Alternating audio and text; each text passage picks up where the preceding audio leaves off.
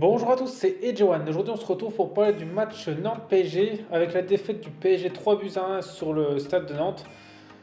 Donc, c'est vrai que personne ne s'attendait à ce type de match là, que Paris prenne 3 buts déjà contre Nantes. En plus, ils perdaient 3-0 à la mi-temps. Mais on va dire sur ce match, c'est pas Paris qui a été spécialement mauvais. Voilà, pour moi, c'est pas un match où voilà, je pense qu'il faut trop les accabler. C'est plus Nantes qui ont vraiment réussi tout ce qu'ils ont fait. Parce que si on regarde le match de Nantes, en fait, on pourrait se dire que d'autres équipes auraient pu faire la même contre Paris parce que Nantes, en fait, ils ont tout réussi ce qu'ils ont fait.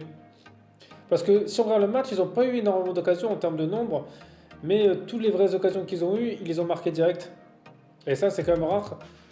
Contre le PSG, on prend direct le premier but. Donc le premier but, c'est une récupération, un contre. Et honnêtement, faire ce qu'ils font, c'est du très haut niveau parce qu'il n'y a pas beaucoup d'équipes qui ont réussi parce que c'est vraiment un contre parfait. Tout est en une touche de balle. Et à la fin, la finition de mettre le ballon entre les jambes de Navas, c'est quand même quelque chose de vraiment pas mal. Franchement, sur cette action, elle est vraiment très bien construite. Et c'est digne justement des meilleures équipes. Donc là, c'est vrai que c'était une très belle action construite par Nantes. Ensuite, le deuxième but, ça a été une frappe pleine lucarne. Voilà. Ça aussi, il fallait la mettre parce qu'il n'y a pas tout le monde justement qui les cadre les frappes là. En plus, c'était son premier but au joueur là. Et je pense que là, Paris, c'est sûr, aurait peut-être été plus agressif, c'est-à-dire pas laisser justement un joueur tirer. Mais bon, voilà, c'était un but que pas forcément tout le monde aurait mis. Il y en a qui l'auraient mis au-dessus. Donc c'était aussi sur la deuxième grosse occasion du match. Pour eux, hop, pleine lucarne.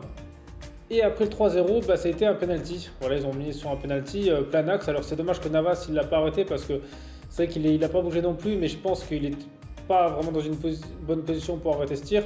Après pour le penalty, honnêtement, moi je trouve qu'il a été un peu généreux pour Nantes parce que certes il y a main, mais si on regarde bien le ralenti, bah, sur même l'action, c'est le joueur de Nantes qui met un coup de tête et qui la dévie sur la main du joueur du PSG.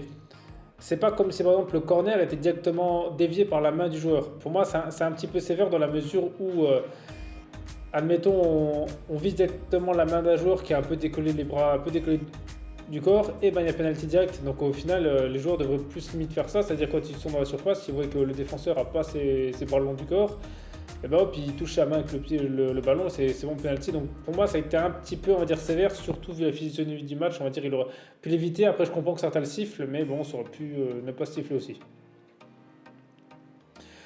Ensuite, du côté du PSG, ben, ils ont quand même eu des occasions. C'est vrai que le gardien de Nantes a été très bon, il a fait beaucoup d'arrêts. Après, on peut dire que les joueurs du PSG n'ont pas été non plus exceptionnels dans leur duel. Par exemple, Neymar, quand il a fait un face-à-face face à lui, j'ai trouvé qu'il aurait peut-être pu faire autre chose, parce qu'il aurait peut-être pu mettre une balle piquée ou tirer plus fort. C'est vrai qu'on va dire qu'ils n'ont pas trop non plus bien joué le coup, on va dire, les joueurs du PSG. Je pense qu'il y avait mieux à faire.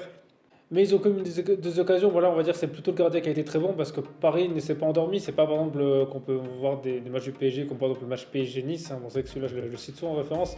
Mais voilà, ils ont quand même eu des occasions, ils ont joué vers l'avant. Donc on peut pas vraiment les accabler parce que si en face le gardien a tout arrêté, bah, c'est comme ça. Hein, il y a des matchs comme ça, on peut pas. Alors qu'au moins ils ont tout tenté, donc pour moi, ils ont pour moi perdu avec le mérite. Ensuite, la deuxième mi-temps a été un peu différente. Donc Paris a marqué dès le début, presque au bout de 10 minutes, un peu moins de 10 minutes, là Neymar qui a mis un beau but parce qu'il a réussi justement à feinter tout le monde. Et puis c'est bien qu'il remarque parce que ça fait quand même longtemps que Neymar a pu marquer avec le PSG, donc ça je trouve ça vraiment bien. Après non, sur l'ensemble de la deuxième mi-temps, honnêtement ils n'ont pas été exceptionnels, ils n'ont eu pas d'occasion, Navas a presque rien eu à faire. Donc c'est pour ça que Nantes, ils ont bien géré la première mi-temps. Et la deuxième mi-temps, bah, c'est un peu comme toutes les équipes contre le PSG. Hein, c'est compliqué de réussir justement à faire deux bonnes mi-temps contre le PSG. Et si par exemple toutes les équipes qui affrontaient le PSG, bah, leurs 3-4 occasions du match qu'ils ont, ils les marqueraient, bah, ça pourrait faire pareil. Donc voilà, ce but a bien relancé Paris, ils ont dominé. Et après, Paris va avoir un penalty. Alors déjà, ce qu'on peut dire sur le penalty, c'est pas été normal que le joueur de Nantes n'a pas pris un deuxième carton jaune parce que normalement sur la faute qu'il fait, une faute en surface, c'est carton jaune. On prend par exemple la main en première mi-temps sur le penalty, il a eu carton jaune. Pourtant voilà, pour moi c'est pas non plus une faute, une main vraiment volontaire, donc ça pourrait pas mettre carton jaune. Parce que là l'autre joueur il a pas touché le ballon, il a touché que Mbappé. Pour moi ça met au moins carton jaune si on applique le règlement. Et là pour moi l'arbitre a un peu favorisé Nantes parce que c'est vrai que si ça avait pris un carton rouge, je pense que le match aurait été vraiment différent. Après le penalty, ben, Neymar qui le tire. Alors, je pensais que ça allait être Messi justement pour se rattraper contre le Real. Et ben Neymar a fait pareil que Messi. Voilà, il a loupé son penalty et c'était un peu étonnant de la part de Neymar parce qu'en général Neymar justement avec sa course spéciale qu'il fait, il les met toujours. Mais là, à mon avis, je pense qu'il a eu peut-être trop sûr de lui. Je sais pas, il était peut-être pas encore assez rentré dans le match. Bon, après, ça peut arriver, Neymar en a déjà loupé. C'est vrai que sa façon de tirer de pénalité Neymar, si le gardien ne bouge pas du tout, eh ben, il y a une chance sur deux qu'il le loupe. En plus, il n'a pas beaucoup de force dans la frappe qu'il a mis. Donc, c'est pour ça que Neymar, il a vraiment un style atypique de penalty. Souvent, ça marche, mais de temps en temps, ça peut échouer. Comme là, donc là, ça, on va dire que ça arrive, c'est dommage. Bon, pour moi, Neymar, là, sur ce match, on ne peut pas l'en vouloir parce qu'il a quand même mis un but. C'était son retour. Pour moi, il a vraiment apporté une grosse aide à l'équipe. Ça se voit quand qu'il est là, qu'il y a ce côté créatif que des fois, il n'y a pas parce qu'il arrive quand même à prendre le ballon, à créer des solutions que. Ensuite, après lui, ça a été Messi qui a essayé de refaire la même chose. Et je pense qu'à Paris, c'est vraiment ce qui manque, c'est un milieu offensif qui est capable de distiller les bons ballons.